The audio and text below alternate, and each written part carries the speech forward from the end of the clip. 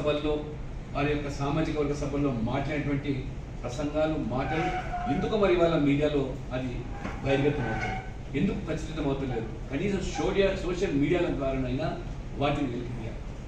కాబట్టి ఈ రకమైనటువంటి వ్యాఖ్యలు చేసిన వారు ఇవాళ ఓట్ల కోసం బీసీల పట్ల ఎనలేని ప్రేమ. 27 జూన్ 1961 నెహ్రూ గారు ఆనాడు ఉన్నటువంటి రాష్ట్రాల ముఖ్యమంత్రులు రాసినటువంటి లెటర్, ఈ దేశం కనుక కులాల పేరు మీద రిజర్వేషన్ కొనసాగించినట్లయితే, మరీ ముఖ్యంగా ఉద్యోగాల్లో ఈ కులాల పేరు మీద రిజర్వేషన్ కల్పించి వాళ్ళకు ఉద్యోగ అవకాశాలు కల్పిస్తే ఈ దేశం సెకండ్ గ్రేడ్ సిటిజన్స్ తయారు చేస్తుంది.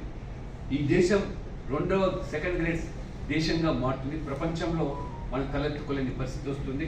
కాబట్టి రిజర్వేషన్స్ అనేది ఈ క్యాస్ట్లెస్ సొసైటీలో ఇది ఏమాత్రం కూడా మంచిది కాదని చెప్పి వారు చాలా స్పష్టంగా ఉత్తరం రాశారు.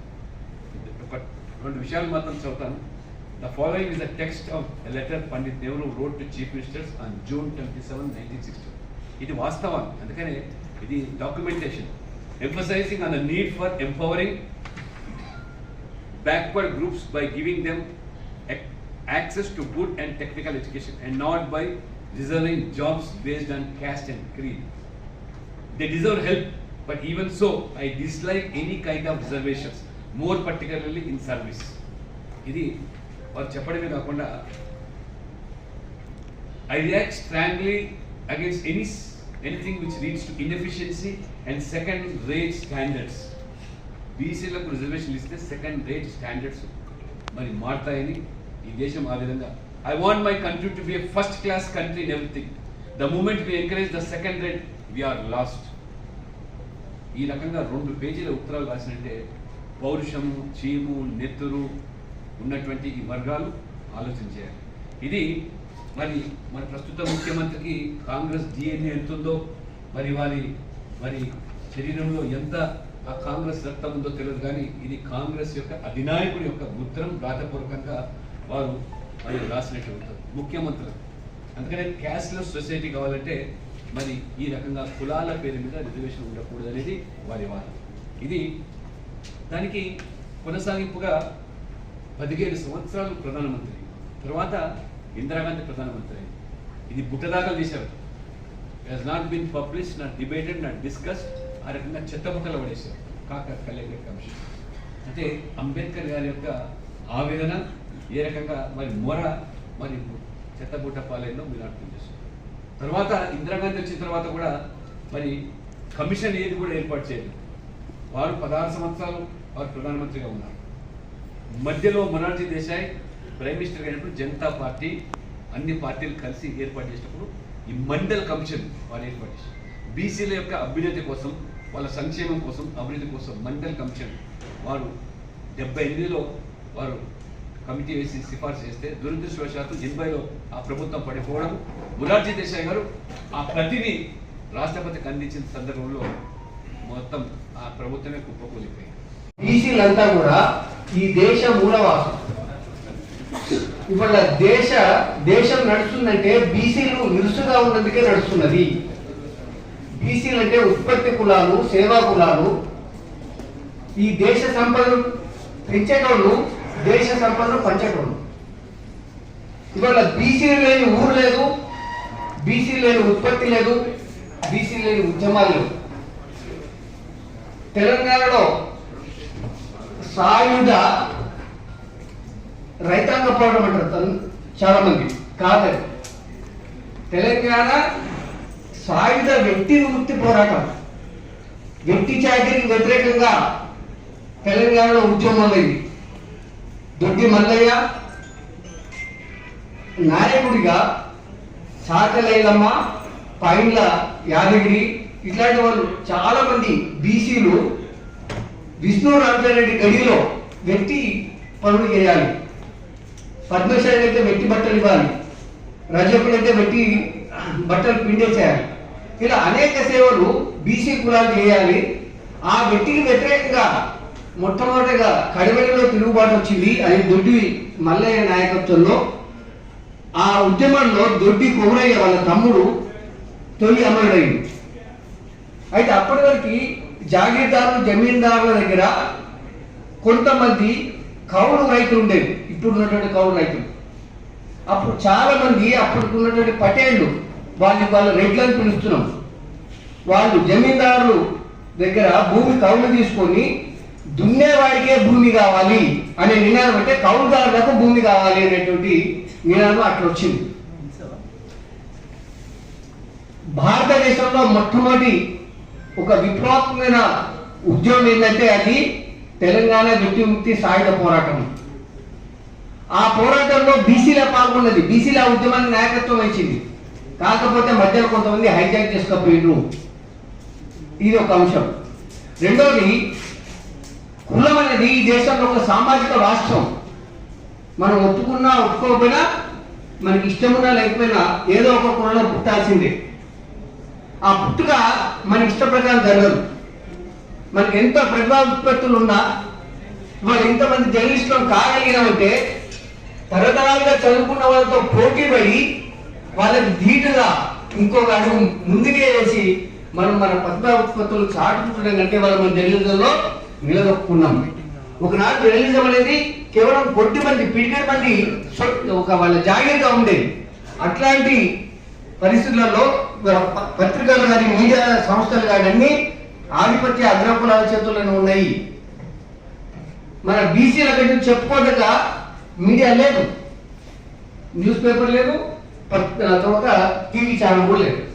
కాకపోతే సోషల్ మీడియా వచ్చిన తర్వాత మనమందరం కూడా చాలా మంది ఆ సోషల్ మీడియా జర్నలిస్టులుగా అధిపతులుగా మనం పనిచేస్తున్నాం. రీజల్ట్ ఓరియంటెడ్ అంటే మళ్ళీ గురుతరమైనటువంటి బాధ్యత జర్నలిస్టుల పైన ఉంటుంది. జర్నలిస్టే దాన్ని లీడ్ రోల్ కు తీసుకెళ్లి ప్రజలకు వాదాన్ని ఇంజెక్ట్ చేయవలసినటువంటి బాధ్యత ఉందనే ఇది రెండో మీటింగ్. భవిష్యత్తులో కూడా అన్ని మండలాల వారిగా, జిల్లాల వారిగా 10 మంది వచ్చినా 10 లక్షల మంది వచ్చినా కానీ మీటింగ్ అయితే పెట్టాలని అనుకున్నాం. వాళ్ళ దగ్గరికి తీసుకెళ్లాలనుకున్నాం. ఎందుకంటే ఒక వ్యక్తి, ఒక వ్యవస్థ ఈ కాన్సెప్ట్ ను ముందుకు తీసుకెళ్తే స్ప్రెడ్ కావడం లేదు. కనీసం పబ్లిక్ లో కూర్చొని మాట్లాడదాం. పబ్లిక్ ప్లాట్ఫామ్ జర్నలిస్టులను మించింది ఇంకేం లేదు, మనకు మించినటువంటి ప్లాట్ఫామ్ ఇంకేం లేదు. అందు గురించి మనం అందరం కూడా అనుకున్నాము ఈ సమావేశం ఒక క్లోజ్డ్ సర్కిల్లోనే చేద్దాము, మనం లైక్ మైండెడ్ తోనే చేద్దామంటని అనుకున్నాము. మీరు ఇంతమంది వచ్చారు, చాలా గ్రేట్. అందు గురించి మరి ఇప్పుడు దాసరి శ్రీనివాస్ అన్న అంటే తెలంగాణ ఉద్యమం నుండి అయితే దాసరి శ్రీనివాస్ను అంటే 2001 నుండి కాలోజీ కాన్సెప్ట్, కాలోజీ పేరుతోని ముందుకు వచ్చి ఆ టీవీని నడపడమే కాకుండా ముందుకు మనందరం ముందు కూర్చొని ముందుకు వస్తున్నాడు. శ్రీనివాస్ ప్లీజ్. బీసీ జర్నలిస్టుల సమావేశానికి మీ అందరికీ కూడా వచ్చినందుకు ధన్యవాదాలు తెలియజేస్తాను. అయితే ఇలాంటి చర్చ ఎలక్షన్స్కు ముందు జరగడం అనేది చాలా అవసరం. ఎందుకంటే ప్రతిసారి కూడా మనమందరం కూడా ఈ దేశంలో 52% అని చెప్పేసి ఒక అంచనాకు వస్తాం. 52% జనాభా బీసీలో ఉంటారని చెప్పేసి అంచనా వస్తాం. తెలంగాణ వరకు వస్తే 55% అని చెప్పేసి చెప్తా ఉన్నాం. అయితే ఇక్కడ కూడా మనకు సంబంధించినటువంటి అంటే బీసీలలో ఉన్నత వర్గాలు ఉన్నాయి, నిమ్న వర్గాలు ఉన్నాయి వాస్తవంగా. ఎందుకంటే ఇప్పటికి కూడా కనీసం నిమ్న వర్గాల్లో కనీసం తిండి లేనిటువంటి పరిస్థితుల్లో కూడా ఈరోజు బీసీలు ఉన్నారంటే ఏ విధంగా పరిస్థితుల్లో ఒకసారి మనం అర్థం చేసుకోవాలి. ఈ క్రమంలో గత కొన్ని రోజులుగా ఒక బలమైనటువంటి చర్చ జరుగుతూ ఉంది. ఆ చర్చలో భాగంగా అంటే ఎప్పుడైనా కానీ ఒక అంశం అనేది ప్రజలకు పోవాలంటే చర్చ బలంగా జరగాల్సిన అవసరం ఉంది. సరే మంచికో చెడుకో రేవంత్ రెడ్డి అనేటువంటి వ్యక్తి దాన్ని తెరపై తీసుకొచ్చిండు. సరే రేవంత్ రెడ్డి తన పొలిటికల్ ఎజెండాలో భాగంగా ఇక్కడ తన యొక్క ప్రభావం కోల్పోతున్నాడు, లేకపోతే ఇంకేదో అనేక రాజకీయ కారణాల అంశాల వల్ల ఒక అంశం అయితే తెరపైకి వచ్చింది. దాని మీద చర్చ జరుగుతూ ఉంది. సరే రిజర్వేషన్ల అంశం అనేది చర్చ జరుగుతూ ఉంది. ఇప్పుడు ఆ రిజర్వేషన్ల అంశాన్ని విషయానికి వచ్చినప్పుడు నా పరంగా అంటే నా వ్యక్తిగత పరంగా నేను ఒక అంశాన్ని తెరపై తీసుకొచ్చిన. రేవంత్ రెడ్డి గారిని ప్రతిరోజు నేను నా ఛానల్ వేదిక క్వశ్చన్ చేస్తా ఉన్నాను.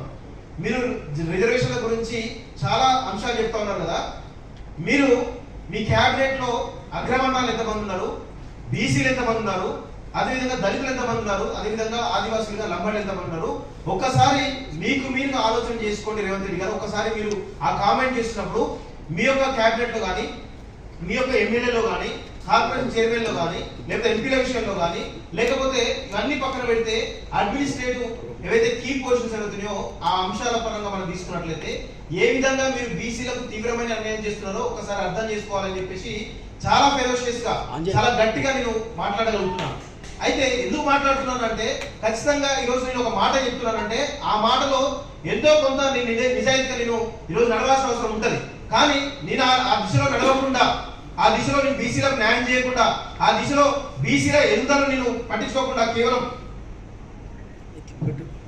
కేవలం ఒక సామాజిక వర్గానికి మాత్రమే ఈరోజు ప్రాతినిధ్యం కల్పిస్తూ మిగతా వర్గాలకు ఈరోజు అన్యాయం చేస్తూ రిజర్వేషన్ విషయం మాట్లాడుతా అంటే ఇది కుదరదు అని చెప్పేసి కూడా నేను బలంగా చెప్పగలుగుతున్నాను, చెప్పాలి కూడా మనం. ఎందుకంటే ఈరోజు తెలంగాణ రాష్ట్రం వచ్చిన తర్వాత అంటే నేను చాలా కొన్ని విషయాలు కుండబద్దలు కొట్టినట్టు చెప్తా. ఎందుకంటే నేనేమో వేరే ఎవరు మెప్పు కోసమో లేకపోతే ఇంకెవరి కోసమో నేను మాట్లాడదలుచుకోలేదు. మనకు జరగాల్సినటువంటి విషయంలో ఖచ్చితంగా బాధ్యత ఈరోజు ఏ పార్టీనైనా నిలదీయడానికి నేను ఎదగాడని చెప్పేసి క్లియర్ చెప్తా ఉన్నాను. అందుకే చాలా బలంగా కుండబద్దలు కొట్టినట్టు కొంతమంది ఫీల్ అయినా కానీ నేను కుండబద్దలు చెప్తాను వాస్తవంగా.